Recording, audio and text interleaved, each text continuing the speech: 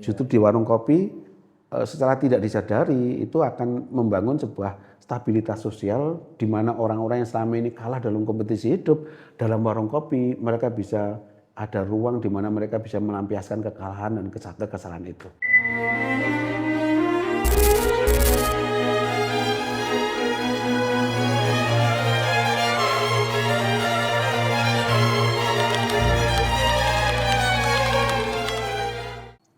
Ya, selamat datang di Coconut Project.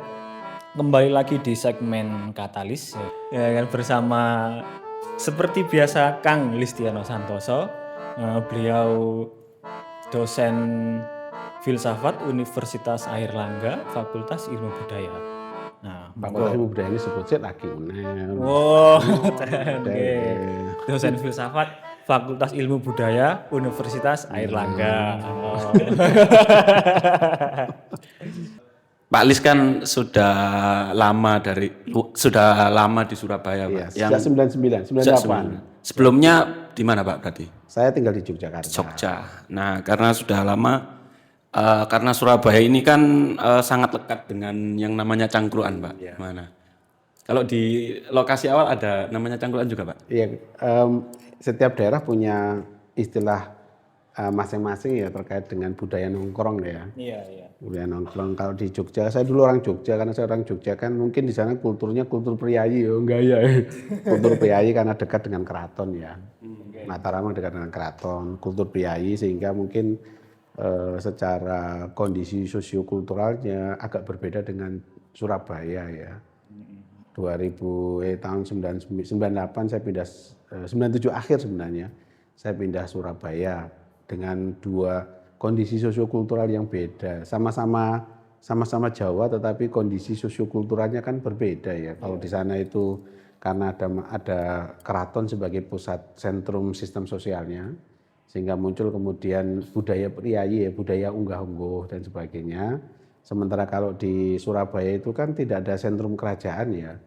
Nggak ada kerajaan. Mungkin ada kerajaan tapi pada masa lampau. Tapi di era-era kolonial ke belakang kan nggak ada kerajaan ya. Sehingga masyarakatnya lebih terbuka. Sistem sosialnya lebih tidak hierarkis lah. Tidak hierarkis seperti yang ada di Yogyakarta. Sehingga kalau di sana itu budaya nongkrongnya itu ya sekarang muncul namanya fenomena angkringan kalau di angkringan kan. Sementara kalau di Surabaya ya budaya cangkruannya itu ya di warung-warung kopi dan sebagainya. Tempatnya sebenarnya sama, tetapi mungkin ada perbedaan-perbedaan yang kemudian muncul karena keunikan masing-masing kan ya. Ya kan? Itu ya karena sistem sosiokultural di dua kota ini berbeda. Kalau di sana itu Mataraman karena berbasis pada kerajaan, kalau di Surabaya itu kan masyarakat arek ya. Komunitas arek yang tidak berpusat pada kerajaan gitu loh. Ya kan, sehingga masyarakat arek lebih terbuka, lebih kosmopolit, lebih elegan, nggak ada strata sosial. Kalau di Jogja itu kan ada hierarki karena ada pusat-pusat kerajaan dan sebagainya itu loh. Itu yang melahirkan kemudian budaya nongkrong di Jogja dengan budaya nongkrong di Surabaya bisa jadi berbeda. Gitu loh. Itu menarik sebenarnya kalau mau dilihat itu. Dibahas, Pak. Iya. Emang bedanya apa, Pak? Nongkrong di Jogja sama nongkrong di Surabaya, Pak? Secara sebenarnya enggak. Kalau sebenarnya dari konteks ketersediaan suguhannya juga beda-beda. Coba Mas lihat di warung kopi di Surabaya itu tekstur makanannya gede-gede loh Mas. Tahu isinya besar. Teksturnya tahu isi itu kan besar-besar itu loh. Lemu-lemu. Lemu-lemu. Tempenya aja juga besar-besar gitu loh. Sementara kalau di Yogyakarta itu kan nasi kucing kecil-kecil, sego kucing, tahu isinya ya teksturnya kecil-kecil dan sebagainya. Ini kadang-kadang saya bayangkan kok iso beda ya. Jangan-jangan itu punya ada perbedaan ya terkait dengan latar belakang sosiokulturalnya itu loh. Di sana tuh karena priayi sehingga kalau makan ya harus ada aturan-aturan mainnya dengan nggak boleh sedikit-sedikit. Kalau yang sini kan komunitas arek ya, masyarakat pekerja ya kan sehingga membutuhkan kalori yang banyak. Tapi kadang-kadang guyonane jangan-jangan memang panganane wong Surabaya oke. Sementara ning Jogja kecil-kecil gitu loh. Ya kayak temen saya juga ada yang, aku kan ada temen di Jawa Tengah kan ya.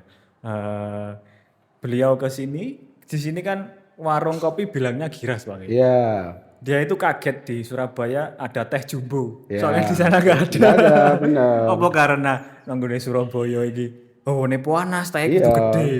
Dan coba lihat, makanya pernah ada riset tentang obrolan di angkringan itu kadang-kadang memang meskipun sesuatu yang sederhana tapi serius. Kan mereka pesan kopi, makan nasi kucing dan ngambilnya kan pelan-pelan, kan sedikit-sedikit sehingga tidak mudah kenyang kan. Karena tidak mudah kenyang maka obrolannya jadi mengasihkan. Kalau di sini kan ngambil satu langsung kenyang gitu loh. Masih kenyang sehingga bukan kemudian obrolannya menjadi kadang-kadang bisa jadi apa ya, keseriusan obrolan menjadi berbeda gitu loh. Tetapi di luar persoalan keseriusan obrolan, kenapa cangkruan di Surabaya itu sekarang lebih masif ya, masif di kota-kota kosmopolitan urban itu kan menarik itu kalau mau dikaji sebenarnya itu loh. Karena di luar daripada kita membandingkan dengan kondisi di Jogja, nanti kita bahas sendiri kondisi di Jogja itu loh. Di Surabaya itu kenapa cangkruan itu sekarang cukup menarik, fenomena warung kopi mewabah dengan akhirnya dengan fenomena warung kopi menjamur kan akhirnya tradisi cangkruan juga akan ikut muncul di situ, nyangkruk di warung kopi itu loh. Kalau dulu nyangkruk ya di pos ronda, kalau di sana kan cangkruan di pos ronda. Bukan di angkringan dan sebagainya. Kalau di sini cangkruannya di warung kopi, nyangkruk di warung kopi. Karena memang kenapa di masyarakat kosmopolitan kayak Surabaya itu fenomena warung kopi dengan cangkruannya itu begitu mewabah karena masyarakat kota Surabaya adalah masyarakat yang kompetisi ekonominya sangat kuat dan ketat gitu loh. Hidup time is money lah kalau di kota-kota besar itu. Kalau hidup tengah kota besar ya hidupnya seperti di bawah jam kerja itu loh. Bergulat dengan waktu dan sebagainya itu loh. Kalau di masyarakat agraris kayak Mataraman itu kan mereka hidupnya di bawah cuaca kan. Ya. Mau bertani kapanpun ya di bawah cuaca, bahkan lebih santai hidupnya itu loh. Karena lebih santai makanya mereka setiap hari ya sambil bekerja pun sudah nyangkruk, sudah ngobrol gitu loh. Tapi kalau di masyarakat industrialis kayak Surabaya ini bekerja betul-betul serius bekerja gitu loh. Hidupnya di bawah jam kerja gitu loh. Hampir nggak ada jeda dan ruang untuk nyangkruk, untuk berinteraksi sosial, ngobrol, ngalor ngidul dan sebagainya. Karena keseriusan dalam dunia kerja karena kompetisi hidup dengan jam kerja itu loh. Ya. Akhirnya kemudian mereka pada ruang-ruang kosong tertentu ketika istirahat misalnya coba lihat jam 12 siang istirahat tuh pekerja itu kan tumplek-blek ke warung kopi yang strata sosialnya menengah bawah gitu. Tetapi yang elit-elit ya kemudian masuk ke kafe-kafe dan sebagainya, ke resto-resto yang lebih mahal dan sebagainya. Jadi selera tempat nyangkruk itu menentukan kelas sosialnya itu. Benar. Kelas sosialnya. Selera kuliner menentukan kelas sosial lah di masyarakat kosmopolitan dulu. Makanya ketika mereka penat dengan jam kerja yang begitu luar biasa ketat, ada jeda sedikit mereka gunakan untuk nyangkruk, ngopi. Meskipun diombe teh kan tapi imajinasi mereka tetap ayo ngopi dhisik itu loh. Iya kan? Karena ngopi dhisik itu sudah bahasa etnografis itu loh. Karena istilahnya kan akhirnya ngopi itu menjadi sebuah istilah-istilah yang lekat dengan budaya cangkruk. Meskipun ketika ning warung kopi sing dituku es teh. Ya kan? Es teh panas, tapi sing digoleki ngopi dhisik. Dan istilahnya warung kopi, warkop bukan warung teh. Iya. Berarti kan kopi itu lekat dengan cangkruan, lekat dengan kebiasaan masyarakat zaman dulu ketika mereka berinteraksi sosial yang disuguhkan adalah kopi. Artinya kopi itu menjadi warisan budaya Nusantara, tempat di mana orang menyelesaikan banyak masalah sebenarnya itu dengan kopi itu loh. Iya, benar. Maka istilahnya kan ayo ngopi dhisik men ora salah paham. Kan mesti ada istilah-istilah kayak gitu toh. Iya. Atau ada istilah yang ayo ojo nganti kuliahmu ngelalekno ngopimu gitu. Itu istilah-istilah yang kadang-kadang muncul dalam ruang batinnya. Jangan-jangan memang kepenatan hidup di kota Surabaya itu salah satu pelariannya ya adalah nyangkruk di warung kopi gitu loh. Ya kan? Salah satunya ketika di ruang-ruang formal pekerjaan kan kita sudah penat dengan kalau di kampus ya dengan target kinerja. Kalau di industrialisasi ya dengan tekanan target produksi yang masih dimaki-maki oleh apa namanya supervisornya, oleh manajernya, oleh ditekan oleh struktur sosial di atasnya, itu kan. Sehingga sebenarnya mereka marah gerundel gitu loh. Yang kalau dalam bahasa Marxis itu dalam masyarakat industrialisasi itu yang diuntungkan adalah pemilik modal, yang karyawan itu kan skrup dalam dunia industri itu loh. Sehingga apapun kemauan pemilik modal harus diikuti. Sebenarnya buruh itu ya marah, mangkel, dikongkon-kongkon ya ora seneng sebenarnya. Tapi karena relasi kuasa mereka nggak bisa apa-apa. Di lembaga-lembaga birokrasi bawahan itu harus manut atasan. Meskipun itu kolektif kolegial, mereka sebenarnya juga punya potensi marah, tersinggung, tapi nggak berani menyampaikan dalam ruang-ruang formal. Di cangkruan mereka berani menumpahkan segala-galanya itu loh. Iya kan? Di cangkruan mereka bisa. Artinya di ruang-ruang itu bisa muncul emosi dia, kemarahan dia. Jadi kadang-kadang memang di ruang-ruang cangkruan itu adalah tempat di mana orang meluapkan kemarahan dan kekesalan itu loh. Justru di warung kopi dan cangkruan itu harus difasilitasi karena secara psikologis orang-orang kota itu butuh tempat di mana dia menumpahkan kemarahan itu. Di Eropa itu kan ada bukan di warung kopi, kalau di Eropa itu kan di Jepang itu ada sebuah, saya lupa namanya, panic room atau apa ya namanya. Yang pokoknya kalau dia mau di situ ada tempat di mana orang mau mukuli apa, mecahkan barang sak karepmu lah. Saya lupa istilahnya, tetapi di Eropa itu ada. Nah, kita punya ruang kultural itu loh untuk menumpahkan kemarahan itu loh. Jadi justru jangan dipahami negatif warung kopi dan cangkruan itu loh. Dalam sisi positif adalah tempat di mana orang-orang kota yang selama ini penat dengan kompetisi hidup yang orang menang-menang. Terus kompetisi orang menang-menang ya gur ngono kuwi wae lho. Mereka butuh ruang untuk berada di cangkruan untuk meluapkan kemarahan dan sebagainya. Di warung kopi itu, cangkruan itu adalah ruang publik tanpa penguasaan. Ruang publik tanpa dominasi karena nggak ada hierarki di sana itu loh. Iya kan semuanya setara. Saya di kampus dosen dengan tendik dianggap ada hierarki. Dengan mahasiswa di kampus ada hierarki. Ketika di cangkruan setara gitu loh. Ya kan? Di lingkungan perumahan misalnya di kampung-kampung, di lingkungan perumahan antara warga perumahan dengan security misalnya, itu selalu ada hierarki kan. Di dalam formal, tapi di cangkruan ketika mereka nyangkruk bareng setara. Benar. Main catur, main remi ya. Remi yang bukan dalam konteks yang judi ya, remi dalam permainan sebagai game loh. Sebagai game kan bisa kan. Game kemudian kita main remi dan kalah dengan security misalnya. Security bisa goblok-goblok nih pengurus RT gitu. Bisa goblok-gobloknya saya misalnya saya main catur dan kalah dengan security, dia akan mengatakan coba dulu dokternya goblok gitu. Lah, itu bisa muncul dalam ruang-ruang cangkruan.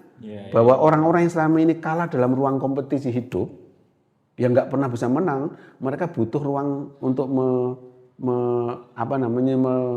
menunjukkan bahwa dia dalam sebuah tempat dia bisa memenangkan kompetisi itu. Ketika dalam kompetisi formal dia kalah, tapi dalam kompetisi non formal dia bisa mengalahkan kelompok-kelompok yang menang tadi loh.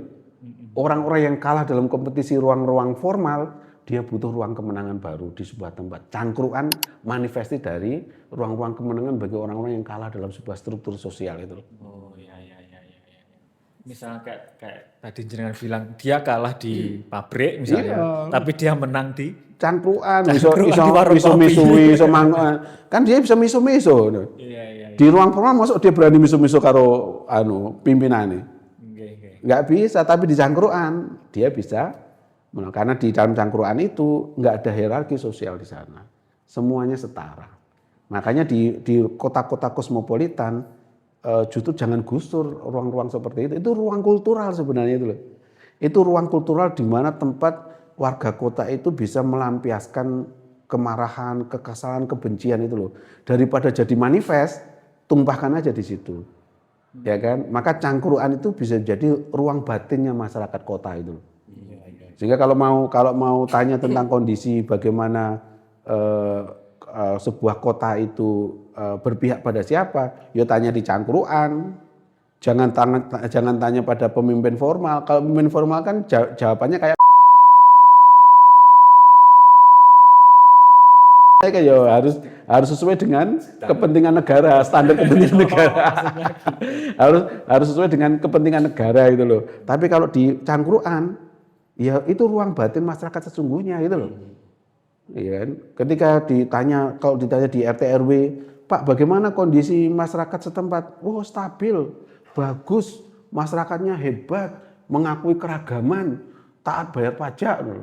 Perspektif pemimpin. Tapi kalau perspektif masyarakat yang ada di cangkruan, Pak, gimana kondisi pemerintahan desa, RW, kota sekarang ini?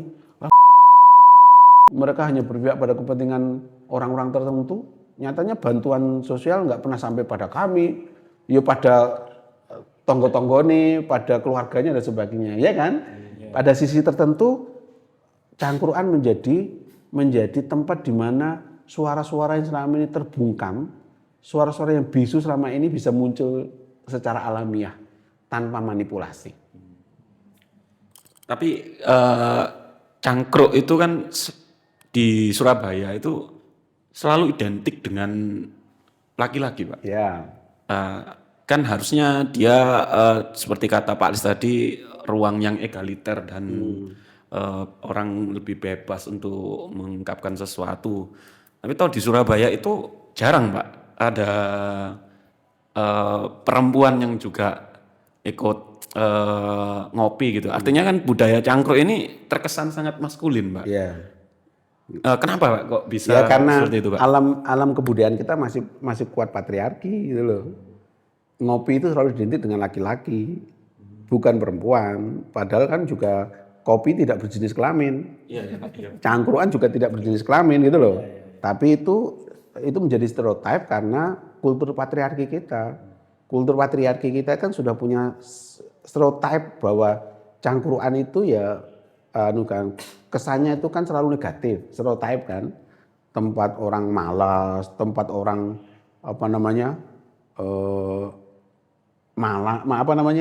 orang yang suka ngumpul-ngumpul tanpa ada hasil, itu kan, buang-buang waktu, ngerokok, judi dan sebagainya, miras, itu stereotip itu. Bahwa ada ruangan seperti itu kasuistik gitu loh, tidak boleh digeneralisasi gitu loh. Makanya memang ini menurut saya selama ini memang kesan cangkruan lebih ke maskulin karena banyak laki-laki. Tapi kan ada perempuan-perempuan yang sekarang sudah mulai ngopi, mulai ngobrol dan sebagainya itu memang ya itu resiko di alam patriarki soalnya itu loh. Resiko. Tetapi ada sementara perempuan yang sekarang ya sudah mulai ngopi, mulai ikut terlibat dalam obrolan-obrolan di warung kopi itu loh. Kan kadang-kadang juga ngajak, ayo Mbak melu ngopi. Nah kan saya lihat di banyak warung kopi ada teman-teman perempuan, ada mahasiswa-mahasiswa yang juga ikut garap tugas di situ itu loh. Itu karena stereotip saja bahwa warung kopi itu stereotipnya laki-laki lah. Ya. Tapi kan jenengan tadi bilang apa? Warung kopi itu bebas ya kan Pak ya, bebas berekspresi, bebas berapapun di warung kopi. Tapi termasuk orang rokok juga ya Pak ya. Nah, termasuk misalnya kalau kita ini Pak, kita kan nggak ngerokok ini. Jenengan ngerokok apa nggak Pak? Nggak. Nah kalau warung kopi identik dengan rokok, ketika kita di warung kopi terus kita terganggu dengan asap rokok kan berarti nggak bebas lagi Pak gitu. Ya berarti dia jangan di warung kopi itu, dia di kafe itu. karena kopi itu ya identik dengan rokok itu loh, dengan asap rokok itu loh. Kan memang ya itu ekspresi rokok itu kan juga bagian dari budaya Nusantara sebenarnya itu. Kita itu kan juga makhluk paradok gitu. Melarang merokok di ruang publik tapi rokok masih diperlukan karena itu cukai terbesar di negeri ini ya dari rokok. Coba lihat orang terkaya di Indonesia itu. Kan bukan orang yang bergerak di teknologi digital. Kalau di Eropa, India itu orang terkaya bergerak di Microsoft dan sebagainya, di teknologi artificial intelligence itu loh. Tapi kalau di Indonesia orang terkaya kan pabrik rokok, pabrik rokok. Paradok memang. Paradok antara isu kesehatan dengan budaya Nusantara. Sebenarnya juga ya itu butuh kearifan dari kita memang. Warung kopi memang ya identik dengan laki-laki merokok, laki-laki ngopi itu loh. Itu makanya itu sebagai ruang publik tambah. Coba kalau dulu sih di warung kopi dilarang merokok, orang teko. Tapi kan kita tidak melihat rokoknya itu, kita melihat bahwa ini ruang di mana bisa digunakan oleh orang-orang untuk ya melakukan interaksi sosial, relaksasi diri lah. Ketika di kantor penat dengan jam kerja, penat dengan target, di situ relaksasi sosial kan, sambil kebas-kebus ngerokok, misu-misui wong. Wong itu memang, ya itu kan komunitas arek memang seperti itu, bahasanya terbuka gitu loh. Karena di komunitas arek adalah tidak ada hierarki sosial, maka bahasa yang dominan adalah bahasa ngoko, ya kan? Bahasa ngoko, maka sangat wajar jika dalam pergaulan masyarakat kampung di Surabaya itu pisuan seringkali muncul secara tiba-tiba, ya kan? Itu bahasa ruang batin yang muncul dalam cangkuran itu. Kalau di angkringan Jogja nggak mungkin muncul itu, karena masyarakatnya kulturnya ada hierarki, ada priayi. Kalau ada pisuan di angkringan, pisuannya pisuan kebun binatang, ya kan? Nah makanya itu hanya ada di komunitas arek karena memang kulturnya terbuka, ya, sistemnya terbuka. Jadi masyarakat kota pemerintah kota harus melihat itu sebagai representasi dari keterbukaan masyarakat kosmopolitan itu loh. Artinya itu yang menariknya Surabaya. Metropolitan Surabaya itu bukan terletak pada hanya pada industrialisasi, mal-mal, apartemen, bukan, tapi justru di budaya-budaya kampung, di cangkruan-cangkruan tadi gitu loh. Jadi Surabaya itu bukan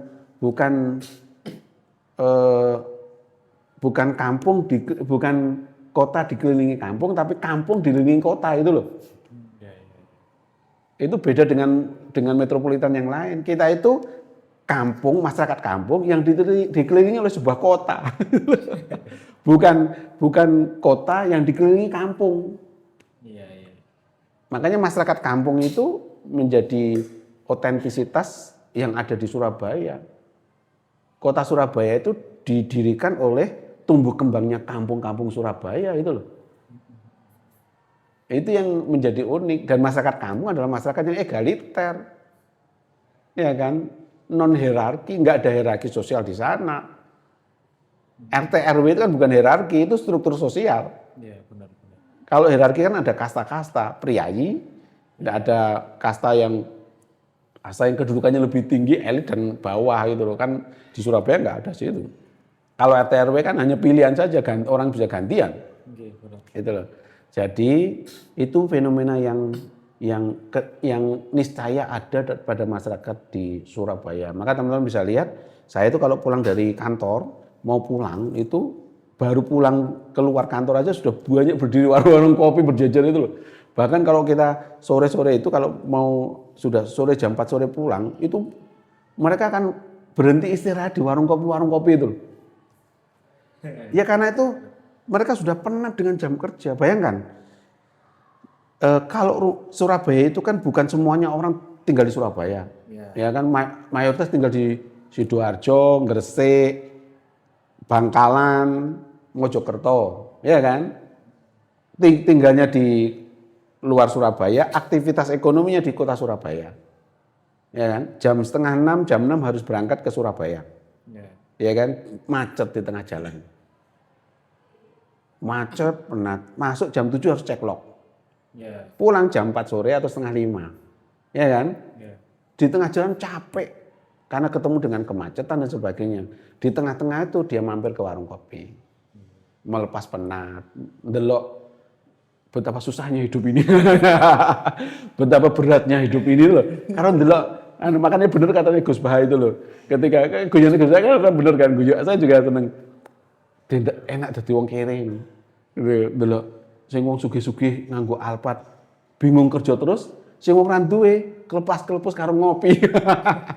Itu hanya analog loh, itu sanepo saja loh. Tapi itu kan jadi kalau kita melihat dalam posisi orang di Cangkuran, jangan-jangan mereka memang sedang melepas penat. Ya kan, pulang mampir warung kopi, akhirnya sampai rumah jam 7 malam, setengah 8 malam. Besok pagi dia berangkat lagi, dan dia capek, dia hidupnya capek di perjalanan. Ya kan? Sehingga dia butuh ruang untuk ketemu dengan yang lain. Sampai rumah kan dia capek. Mau aktivitas publik kelelahan. Akhirnya tidur, istirahat, besok pagi melakukan hal yang sama. Jangan dikira mereka sudah hidupnya itu seperti diatur oleh jam kerja. Gitu loh. Hampir nggak ada ruang. Makanya konsep weekend itu hanya ada pada masyarakat industrialis. Pada masyarakat kota. Ya kan? Weekend libur Sabtu Minggu, maka ada imajinasi weekend. Karena sudah penat, ayo kita nanti weekend kemana itu. Weekendnya ya mesti kalau nggak ke gunung, ke pantai, gitu kan? Nggak mungkin ke kota lagi. Nah ke kota lagi namanya nggak weekend, nggak melepas penat. Bahkan sekarang ada orang-orang kota itu datang ke sebuah daerah, ke gunung atau ke pantai atau daerah-daerah yang pinggiran, di sana hanya wisata tidur. Iya benar.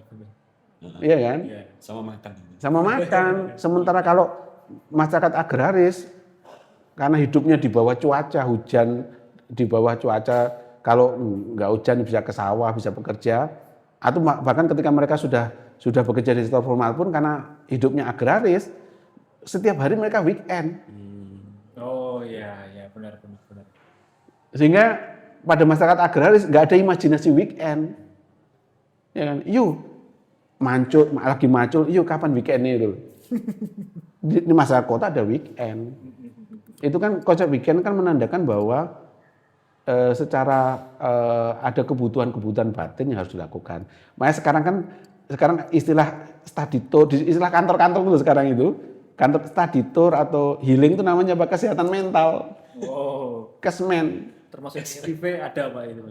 Iya, ada namanya kesehatan mental. Berarti kan sebenarnya ada problem di mentalitas. Iya. Gitu loh.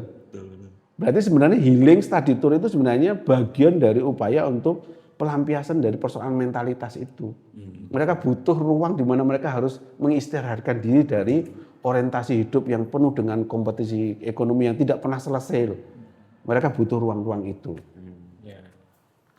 Tapi apakah memungkinkan Pak orang-orang kota itu untuk melepaskan dirinya dari dari satu kutukan itu Pak, harus ya menjalani hidup dari Senin sampai Jumat terus begitu sampai meninggal Pak?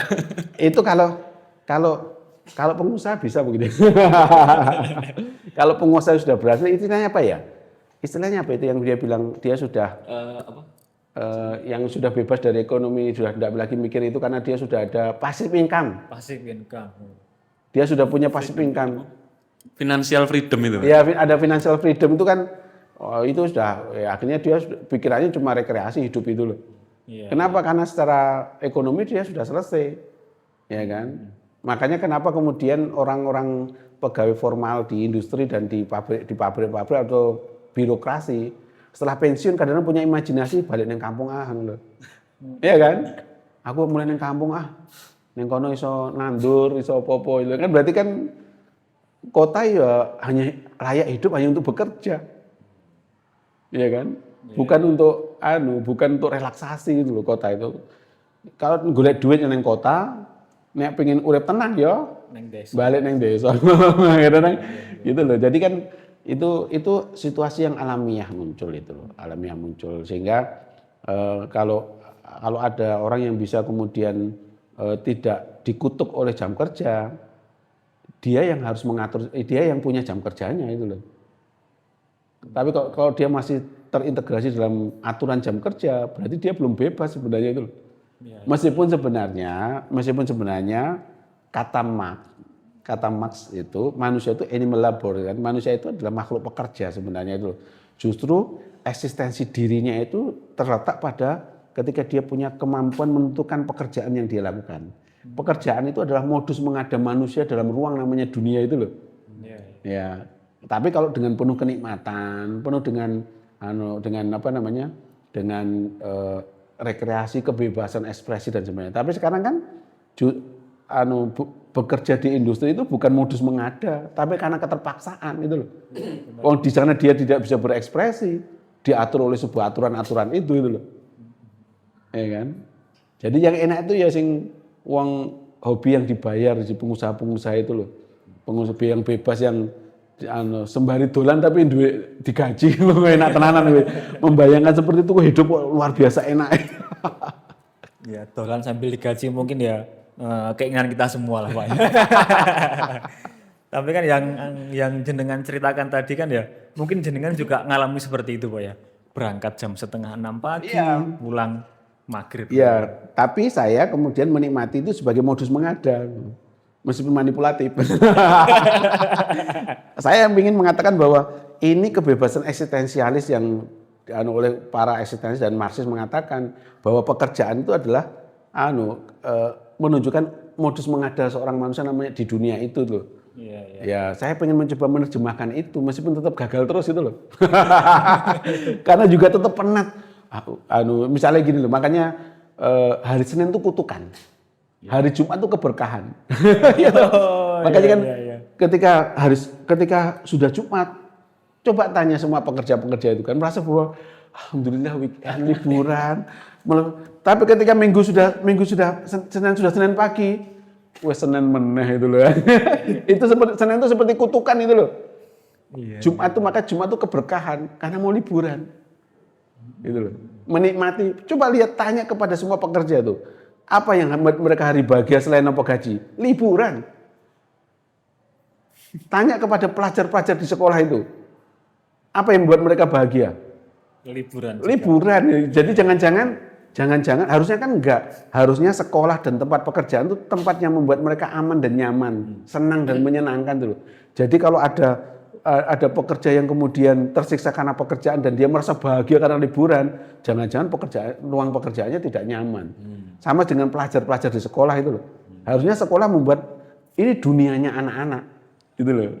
Sehingga kalau tiba-tiba ada pengumuman hari ini libur dan mereka senang, jangan-jangan pelajar kita tuh terbebani di sekolah itu. Tertekan. Ya kayak dengan pekerja-pekerja kita tuh. Iya kan? Ketika mereka mendapatkan hari libur dan mereka bahagia, jangan-jangan selama ini tertekan di pekerjaan. Ruang batin nggak bisa ditipu, Mas. Iya, benar. Meskipun kata Sartre itu ada namanya bad fight ya namanya. Orang ketidakjujuran diri itu loh. Sehingga orang itu akan sering memanipulasi dirinya sendiri dalam ruang publik itu loh. Kelihatan bahagia padahal menderita itu loh. Iya. Berarti semisal tadi dikatakan Pak Lis bahwa Senin sampai Jumat itu seperti beban gitu Pak.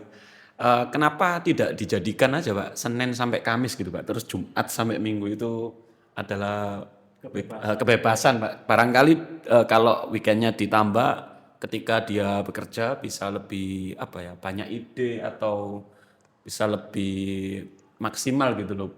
Ya itu kalau dia yang punya pekerjaan.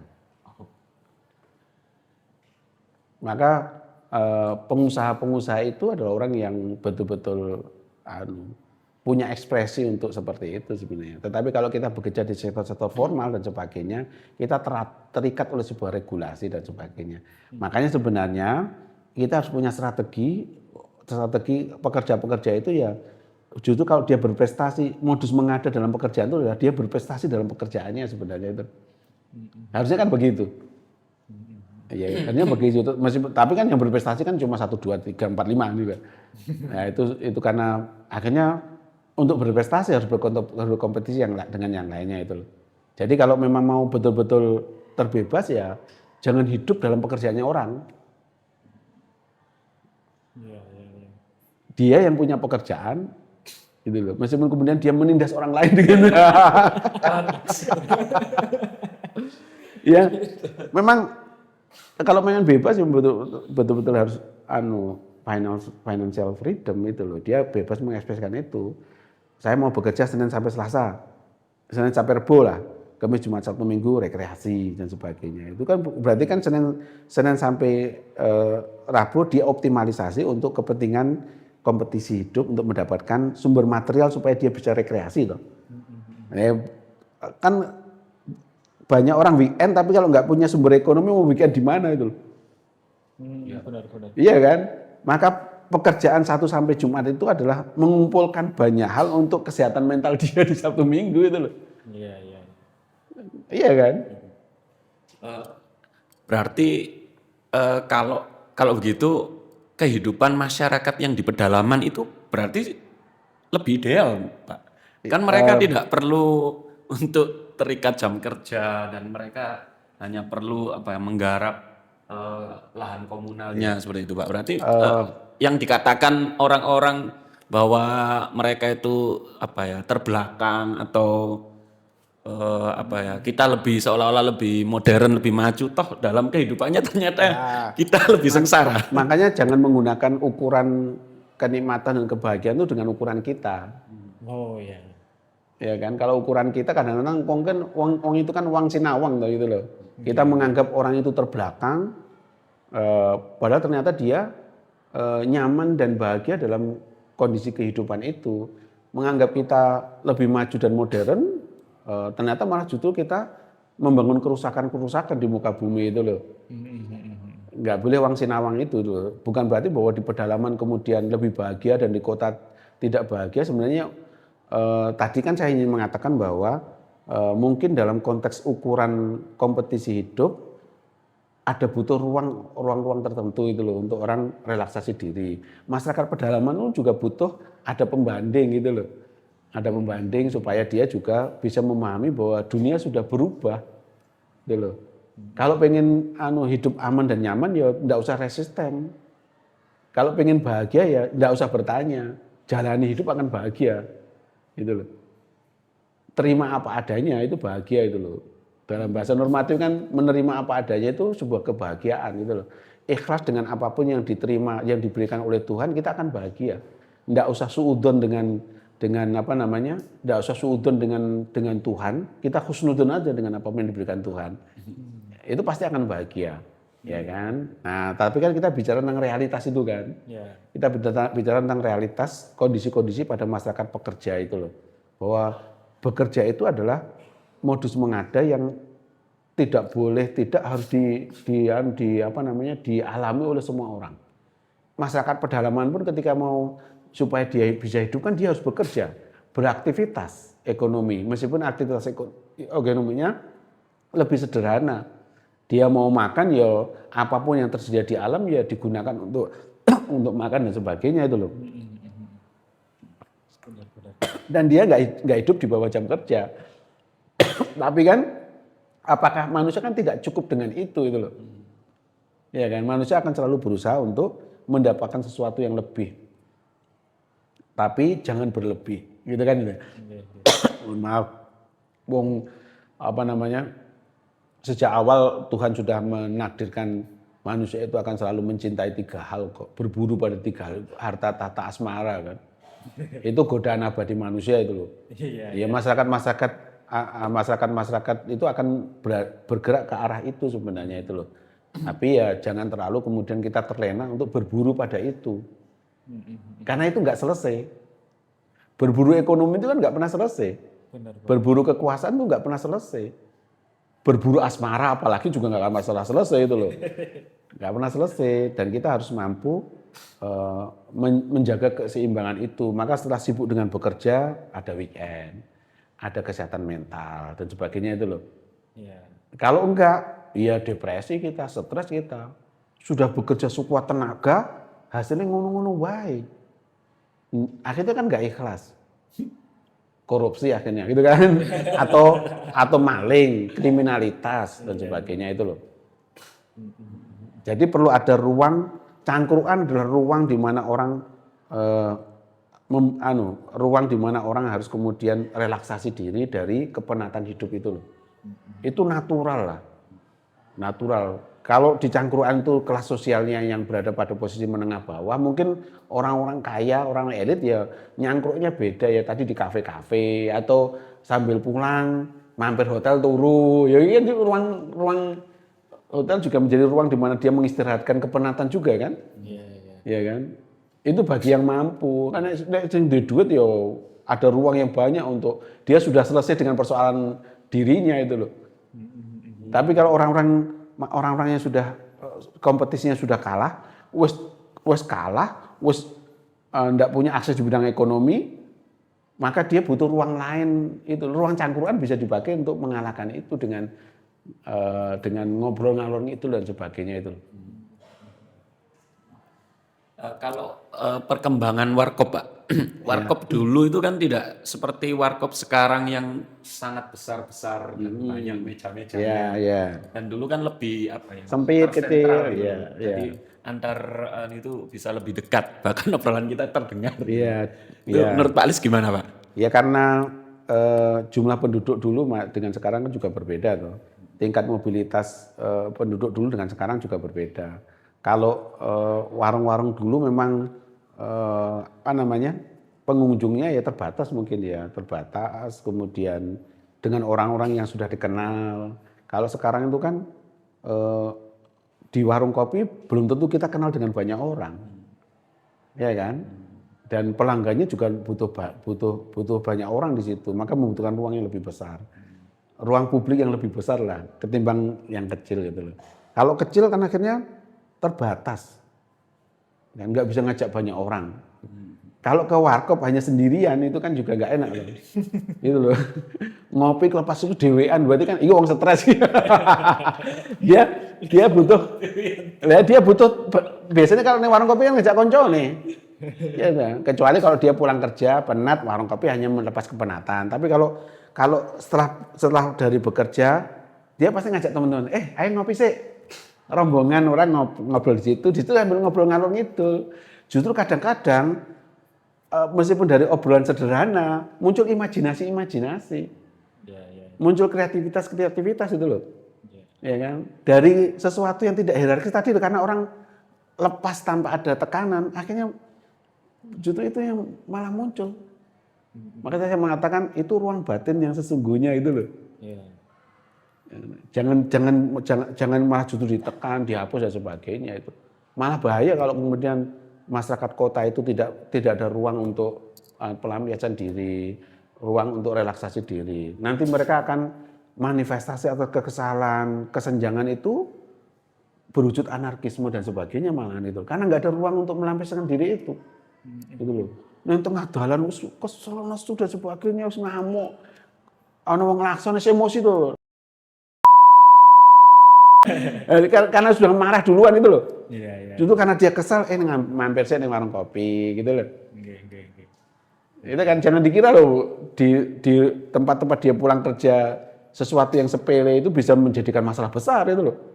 Tapi kalau ada warung kopi istirahat sih lah. Berarti jenengan pernah Pak ya kalau pulang kerja mampir ruang kopi? Oh sering banget. Sering banget itu loh. Itu karena memang ya karena jarak rumah saya juga jauh. Saya hanya pengen ya tubuh kita itu apalagi sudah usia yang sudah 40 itu tubuh kita juga butuh istirahat kan. Maka di warung kopi kita mengistirahatkan tubuh kita. Istirahat sebentar sambil ngopi. Ya karena tadi itu loh macetnya jalan raya itu tidak setiap orang secara fisik itu mampu melakukan perjalanan jauh. Butuh jeda di mana mereka mengistirahatkan fisik. Jadi artinya warung kopi itu bisa dipakai untuk mengistirahatkan pikiran, tapi juga mengistirahatkan fisiknya sebelum melakukan perjalanan lagi itu loh. Ya kan? Ya itu maka di warung kopi ya wajar dilakukan seperti itu. Jika di tol ada rest area, tempat istirahat untuk kepenatan dan fisik, maka di jalan bawah juga ada rest area. Rest area mana? Warung kopi, masjid dan sebagainya itu loh. Oh, oke. Mantap. Nggak terasa ya ngobrol sudah setengah jam lebih ya kan ya. kesimpulan Pak, kesimpulan soal warung kopi kepenatan di kota industri Surabaya ini sama yang lagi ngetren ini kan orang-orang zaman sekarang mungkin mengejar masa depan yang slow living gitu Pak. Ya, ya itu karena memang kesimpulannya, Pak. warung kopi itu ya antitesa dari kompetisi hidup yang tidak pernah selesai. Di warung kopi tempat mengistirahatkan orang untuk tidak sibuk dengan kompetisi hidup itu loh. Bahwa boleh kita mengejar hidup yang kompetitif, tapi tetap harus ada waktu di mana kita mengistirahatkan kompetisi itu loh. Warung kopi tempat di mana kita bisa mengistirahatkan kompetisi hidup yang tidak pernah selesai itu loh. Bahkan justru di warung kopi itu tempat di mana orang saya pernah menulis tentang warung kopi sebagai fenomenologi, cangkurkan adalah fenomenologi orang menelanjangi dirinya sendiri itu. Di warung kopi orang bisa mengekspresikan sesungguhnya siapa dia, ya kan, secara otonom. Jadi biarkan warung kopi berkembang dan dilihat dalam perspektif orang yang sedang nyangkruk, jangan dari perspektif stabilitas itu. Justru di warung kopi secara tidak disadari itu akan membangun sebuah stabilitas sosial di mana orang-orang yang selama ini kalah dalam kompetisi hidup dalam warung kopi mereka bisa ada ruang di mana mereka bisa melampiaskan kekalahan dan kesalahan itu. Terima kasih Kang Lis ya kan ya. Nanti kita sambung lagi setiap seminggu sekali ya Pak ya. Semoga bisa konsisten. Sudah selesai ya. Wassalamualaikum warahmatullahi wabarakatuh. Waalaikumsalam warahmatullahi wabarakatuh. Matur suwun.